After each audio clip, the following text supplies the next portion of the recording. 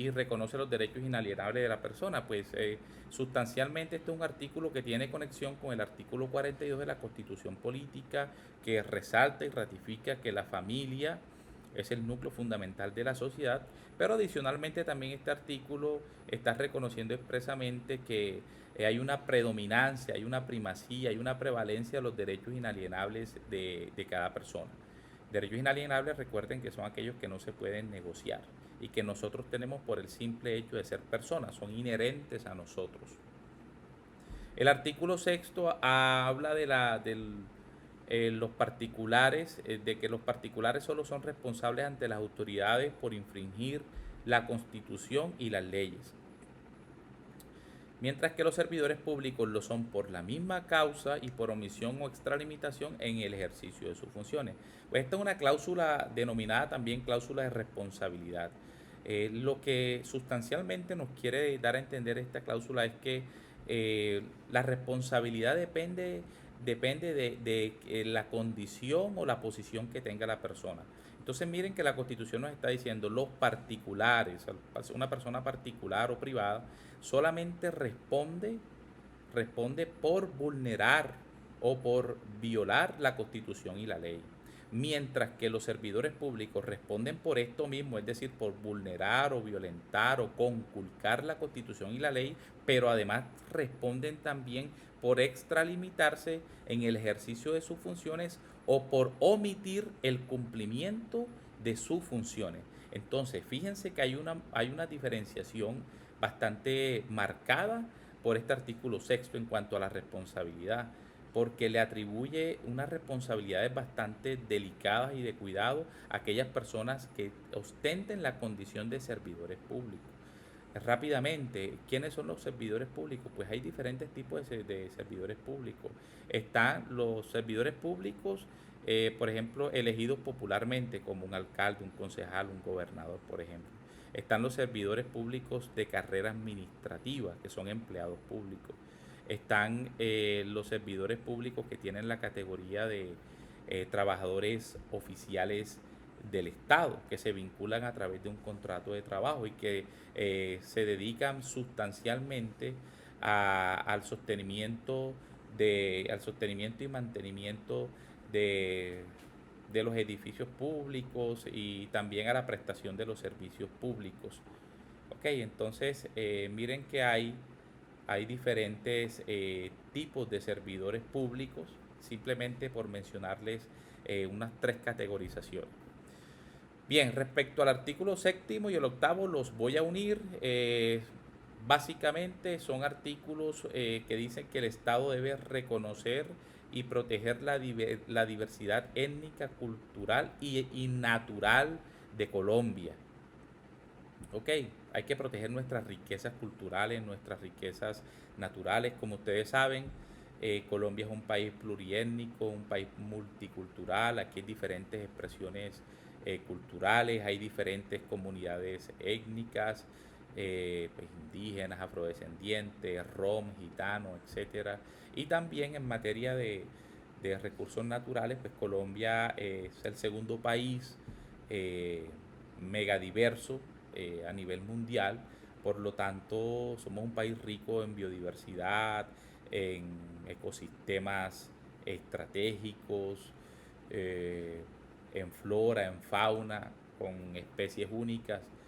Por lo tanto, la finalidad de este artículo es proteger todas esas riquezas naturales y culturales que caracterizan al pueblo colombiano. Respecto al artículo noveno, dice que las relaciones exteriores del Estado están fundamentadas en la soberanía nacional, en el respeto a la autodeterminación de los pueblos y el reconocimiento de los principios del derecho internacional aceptado por Colombia. Pues sí, efectivamente nosotros somos un país soberano, ya lo veíamos cuando hablábamos del artículo tercero, y en virtud de esa soberanía pues respetamos a otras naciones también en su soberanía y exigimos también respeto por nuestra soberanía. Adicionalmente también se debe respetar la autodeterminación de los pueblos y el reconocimiento de los principios de derecho internacional aceptados por Colombia. Por ejemplo, cuando Colombia celebra un tratado y lo ratifica, pues ese es un instrumento normativo internacional que genera para nosotros y para los otros países con los cuales suscribimos el tratado una serie de obligaciones recíprocas. Sí, hay unas obligaciones, hay unas condiciones que se deben cumplir para que el tratado se pueda llevar a cabo de manera satisfactoria para ambos países, en el caso de que hayan sido dos países o más países, ¿sí? Porque puede ser un tratado de carácter multilateral donde hay diferentes naciones, hay más de dos naciones involucradas. Y finalmente, para terminar con el tema de los principios, el artículo 10 reconoce que el castellano es nuestro idioma oficial, sin desconocer que en Colombia existen algunas lenguas y dialectos pertenecientes a los grupos étnicos que también son oficiales en sus respectivos territorios. Muy bien, hemos terminado esta primera parte de esta clase asincrónica.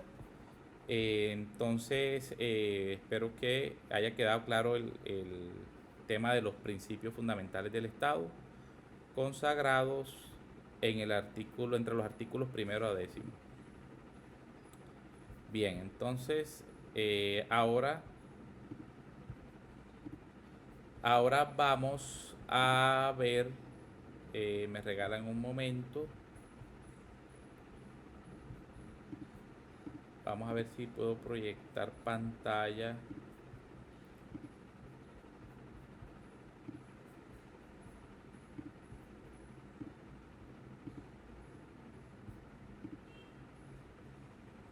Muy bien, entonces vamos ahora, muchachos, jóvenes, vamos a ver este tema relacionado con los derechos humanos y el bloque de constitucionalidad.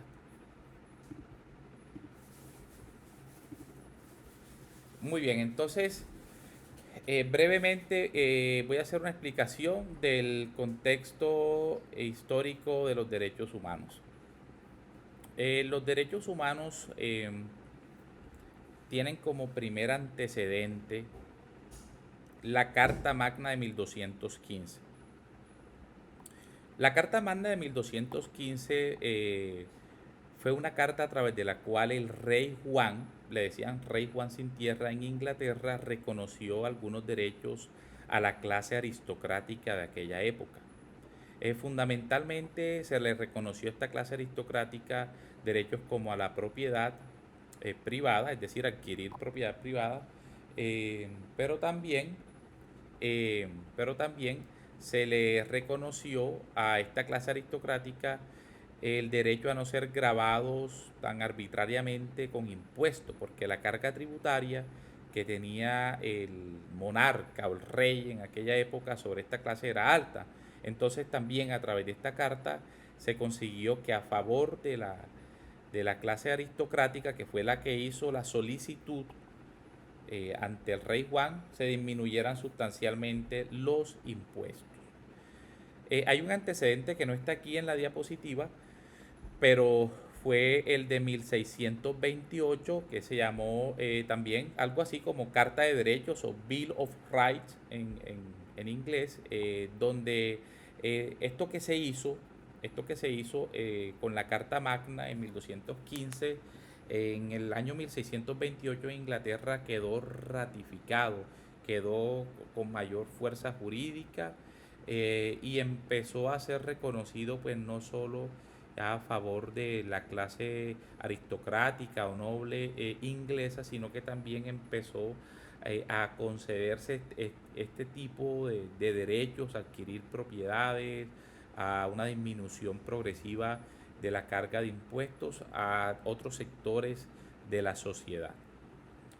Muy bien, en ese mismo año, 1689, esto creo que ya lo habíamos visto en las primeras clases, también podemos mencionar que la Revolución Inglesa, aquella revolución gloriosa de 1689, también puede consolidarse, puede establecerse más bien, establecerse también como un antecedente fundamental de los derechos humanos. Recuerden que esa revolución estuvo marcada filosóficamente por el pensamiento de un jurista llamado John Locke, quien uno de sus libros, el libro más, tal vez el más importante, Ensayo sobre el gobierno civil, él afirmaba que habían unos derechos que eran naturales, que le pertenecían al ser humano en su condición de naturaleza humana, ¿sí? Son los derechos naturales, que son a la vida, a la propiedad y a la libertad. Y que adicional, él decía que estos derechos preexistían al Estado, o sea, estos derechos existían antes de que el Estado hoy en día digamos, como fuerza jurídica, como una figura que se ha utilizado pues ya hoy en día a nivel mundial, este, tiene que reconocer que estos derechos naturales existían antes de que hoy en día pues exista lo que nosotros llamamos Estado y que en algún momento se llamaba monarquía o reino, etcétera. Ok, muy bien, posteriormente aquí encontramos también tal vez digamos, los eventos y las declaraciones solemnes más importantes como antecedentes de los derechos humanos. Miren, por un lado, la Declaración de Independencia de los Estados Unidos, donde se decía todos los hombres son creados iguales y están dotados de ciertos derechos inalienables. Y en la Revolución Francesa de 1789, eh, donde naturalmente se reconocieron derechos como a la libertad, a la propiedad, a la seguridad, a la resistencia, a la opresión, al opresor. En esa época era el monarca, la monarquía absoluta. Entonces fíjense que como tal podemos decir que tanto la Declaración de Independencia de Estados Unidos como la Constitución de Filadelfia y posteriormente la Revolución Francesa se consolidaron como aquellos eventos, pero también aquellas declaraciones solemnes a través de las cuales ya se venía hablando de derechos humanos, aunque propiamente no se llamaba así, derechos humanos, sino se llamaban derechos naturales, se le pertenecían a los seres humanos por el hecho de ser humanos, así de sencillo. Sin embargo, con el pasar del tiempo, llegamos entonces al año 1948, después de dos guerras mundiales que dejaron aproximadamente 90 millones de muertos, y pues la mayoría de las naciones existentes en aquella época se pusieron de acuerdo y adoptaron de manera formal una declaración solemne conocida como la Declaración Universal de los Derechos Humanos. ¿Ok? Fue la primera vez que se hizo esto ya a una escala global, a una escala universal, y digamos que es una declaración que si bien no tiene un carácter jurídico vinculante, sí ha iluminado, digamos, ha traído luz a diversas constituciones que se adoptaron posterior a ella, como por ejemplo la colombiana en materia de reconocimiento y clasificación de derechos. Así que la Declaración Universal de los Derechos Humanos fue un hito fundamental, para que posteriormente se expidieran constituciones reconociendo prácticamente dentro de sus respectivos articulados los 30 artículos que trae consigo esta Declaración de los Derechos Humanos. Muy bien, respecto al concepto de derechos humanos, yo quiero decirles que es similar al concepto de los derechos fundamentales, prácticamente es lo mismo, es decir, los derechos humanos son aquellos inherentes a todos los seres humanos sin ningún tipo de discriminación o distinción de raza, de sexo, de religión, de etnia, de nacionalidad, de lengua o cualquier clase de condición. Se caracterizan por ser universales, por ser indivisibles y por ser inalienables. Ahora, respecto a dónde están ubicados, voy a poner un poco más grande esta diapositiva.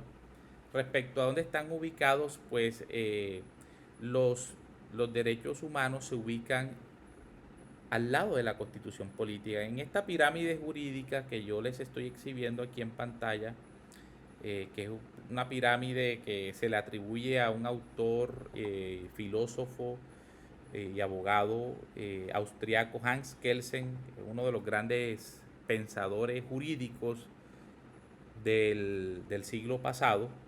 Se le atribuye la creación de esta pirámide jurídica. Algunos dicen que fue de otro autor, de Merkel, pero bueno, eso no es relevante para los efectos de esta clase. Lo que sí es relevante es que ustedes sepan que los tratados internacionales que reconocen derechos humanos y se posicionan al lado de la constitución política, en igualdad de rango. No está uno por encima del otro, ni los tratados por encima de la Constitución, ni la Constitución por encima de, de los tratados, sino que están en igualdad de rango, formando o conformando lo que se llama, y ya vamos a verlo más adelante, el famoso bloque de constitucionalidad. Es decir, es un conjunto normativo. La Constitución unida con los tratados que reconocen derechos humanos. Muy bien, debajo de esa constitución política hay otro tipo de normas, como por ejemplo las leyes, los decretos leyes, los decretos legislativos. Las leyes, pues ustedes sabrán, son las que pide formalmente el Congreso de la República, esa es la ley en sentido formal. Los decretos, pues los hay de diferente naturaleza. Están los decretos leyes, que son los que expide el presidente de la República cuando el Congreso lo ha investido para expedir una norma de este tipo, un decreto ley. Decreto ley, por ejemplo, encontramos decreto ley 2811 del 74, decreto ley 01 de 1984, entre otros. Ok. Y están los decretos legislativos, que son los que expide el gobierno nacional cuando se presenta un estado de excepción. En Colombia hay 3 estados de excepción: el estado de guerra exterior, el estado de conmoción interior y el estado de emergencia económica, social y ecológica. Este último, recuerden que fue el estado de excepción que se declaró con la pandemia COVID del año 2020. Bueno, por debajo de estas normas, es decir, de las leyes, los decretos leyes y decretos legislativos, encontramos otro tipo de normas jurídicas, como por ejemplo los decretos reglamentarios, o resoluciones, circulares, las ordenanzas que piden las asambleas departamentales, los decretos que pide el gobernador, los acuerdos que pide el consejo municipal y los decretos que pide el alcalde municipal, entre otras normas. Son las más importantes en nuestro ordenamiento jurídico colombiano. Muy bien, respecto a dónde se ubican los derechos humanos en nuestra constitución política, encontramos que el artículo 93 y 94 los consagran. Miren que el artículo 93 muy claramente dice que los tratados y convenios internacionales ratificados por el Congreso y que reconozcan derechos humanos, ojo, que reconocen derechos humanos, y que además prohíben su limitación en los estados de excepción, prevalecerán en el orden interno. ¿Okay? Los derechos y deberes consagrados en esta carta se interpretarán de conformidad con los tratados internacionales sobre derechos humanos ratificados por Colombia. Entonces, fíjense, jóvenes, que este artículo es muy claro, es muy diáfano. Está diciendo que estos instrumentos jurídicos internacionales, como los tratados, acuerdos o convenios, que haya suscrito la nación colombiana y que estén ratificados por el Congreso de la República, a través de los cuales se reconozcan derechos humanos, prevalecen en el orden interno. Es decir, este tipo de normas internacionales, de instrumentos internacionales, prevalecen sobre las leyes de la República, sobre un decreto, ley, por ejemplo, o sobre un acuerdo municipal o sobre un decreto del gobernador. O sea, prevalecen en esa pirámide jurídica. Ahora, lo que tienen que entender es que no prevalecen sobre la constitución política, sino que se integran con la constitución política y forman el bloque de constitucionalidad. Sin embargo, fíjense que el segundo inciso del artículo dice que los derechos y deberes, recuerden que los derechos y deberes están consagrados prácticamente desde el artículo 90, primero al artículo 95. En el artículo 95 están los deberes que consagra la Constitución.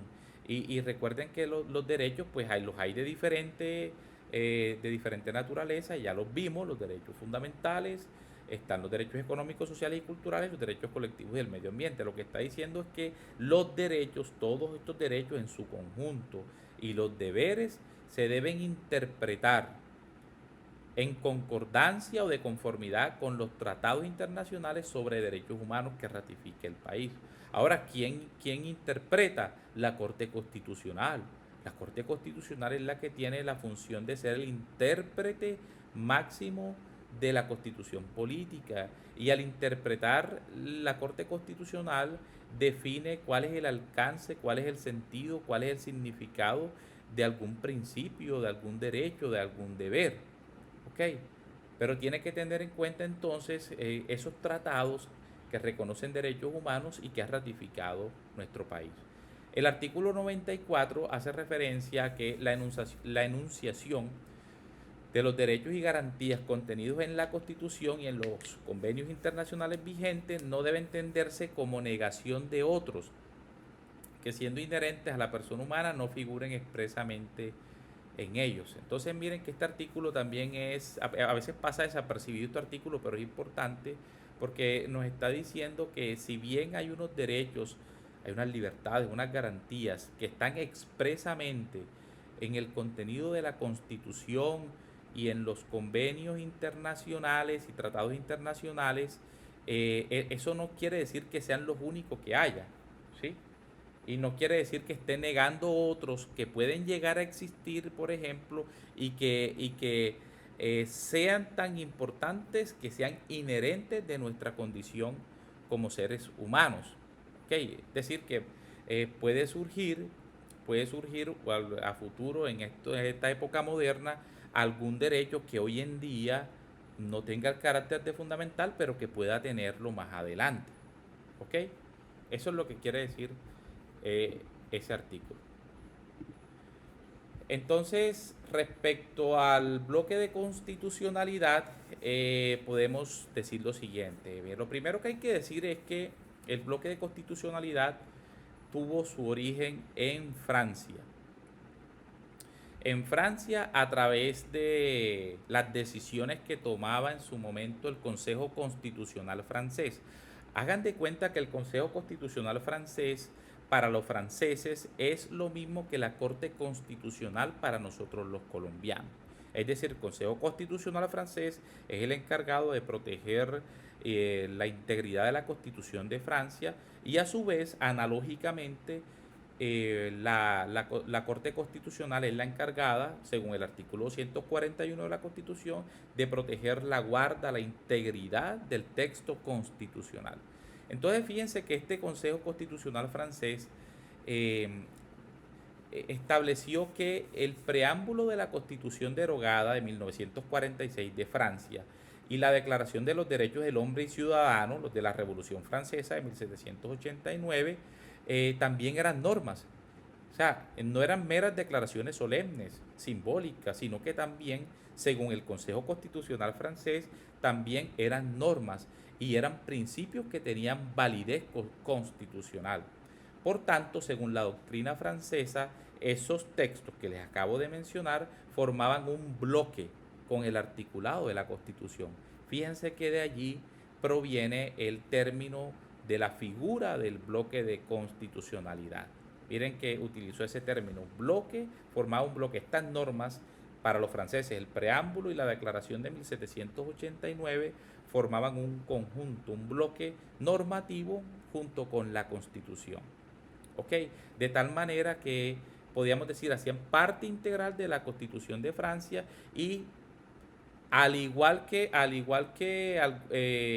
que se aplicaba para la Constitución en el evento en que se produjera una norma de inferior jerarquía, por ejemplo, una ley que fuera en contra de la Constitución, era una ley inválida, ¿sí? Inconstitucional. Pues bien, la ampliación de esto lo que dijo el Consejo Constitucional de Francia es que si una ley, por ejemplo, no atacaba la Constitución, pero atacaba el preámbulo o iba en contra de la Declaración de los Derechos del Hombre y Ciudadano, pues también era inconstitucional y se podía pedir ante el Consejo Constitucional su anulación. ¿Ok? Es para que entiendan que el bloque de constitucionalidad tiene un espectro mucho más amplio de protección. Ahora, respecto entonces al bloque de constitucionalidad en Colombia, ahí vemos el segundo inciso, dice, ahí resaltado en amarillo, que el bloque de constitucionalidad está conformado entonces, ya para Colombia, ojo, para Colombia, no solo por el articulado de la Constitución, ojo, no solo por la Constitución política, aquí la tengo, sino que también lo conforman los tratados internacionales que reconocen derechos humanos, lo que está en el artículo 93 que acabamos de ver, y también por las leyes orgánicas y en algunas ocasiones por leyes estatutarias. Esta doctrina que les acabo de mencionar es la que viene desarrollando la Corte Constitucional a través de su jurisprudencia. Y en ese sentido, la Corte Constitucional ha establecido que hay dos tipos de bloque de constitucionalidad. Sí, sencillo, el bloque de constitucionalidad en estricto sensu o en sentido estricto es el que lo conforma la Constitución política y los tratados internacionales que reconocen derechos humanos. Ya, así de sencillo. Ese es el bloque de constitucionalidad en sentido estricto. Y el bloque de constitucionalidad en sentido amplio es el que está conformado, ¿sí?, por la Constitución política o por los tratados que reconocen derechos humanos y adicionalmente por las leyes orgánicas y en algunas ocasiones por las leyes estatutarias. Esos son los dos tipos de bloque de constitucionalidad que ha desarrollado nuestra Corte Constitucional.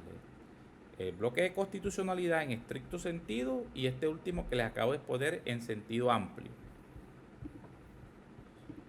Ahora, respecto a la fuerza normativa del bloque de constitucionalidad, tengo que decirles que al igual que el preámbulo de la Constitución política y a la luz de la jurisprudencia de la Corte Constitucional, las disposiciones que hacen parte del bloque de constitucionalidad tienen jerarquía constitucional porque están situadas a la altura de las normas del texto de la Carta Política y forman con él un conjunto normativo de igual rango. Era lo que les explicaba cuando les exhibía la pirámide jurídica. Y yo les decía que los tratados que reconocen derechos humanos y la Constitución están en igualdad de rango, son equivalentes, forman un conjunto normativo, se complementan, se integran, no se excluyen, ¿sí? Ok, entonces tienen que saber que también una ley de la República de Colombia o un decreto que vaya a expedir, por ejemplo, el presidente o alguna autoridad administrativa, por ejemplo, tienen que respetar no solo la Constitución, sino también los tratados ratificados por Colombia que reconocen derechos humanos. ¿Ok? Eso es lo que se llama también hoy en día la convencionalidad o el control de convencionalidad, que deben hacer también los jueces y tribunales de la República y las autoridades administrativas en el curso de procesos judiciales, y es verificar, revisar que no se esté atentando o vulnerando o con un instrumento, contra un instrumento de carácter internacional que reconoce derechos humanos como un tratado. Muy bien, bueno, este era el objeto de esta sesión asincrónica, agotar estos dos temas. Primero, pues hicimos como unas breves explicaciones y precisiones respecto a los principios constitucionales del artículo primero al 10º, y en segundo lugar explicamos y agotamos el tema relativo a los derechos humanos y al bloque de constitucionalidad. Por tanto, hasta aquí acaba esta sesión virtual asincrónica que sustituye la clase del día 11, sábado, con los estudiantes de los lugares de desarrollo de Montería y de Verástegui. Por tanto, procederé a colgarla en la plataforma Cintia para que ustedes la consulten y les sirva de material de estudio para futuras evaluaciones. En igual sentido, la subiré también a la plataforma eh, Cintia para los otros lugares de desarrollo para que también lo conserven allí, estos lugares de desarrollo como material de consulta. Así que, bueno, gracias y buenas tardes para todos.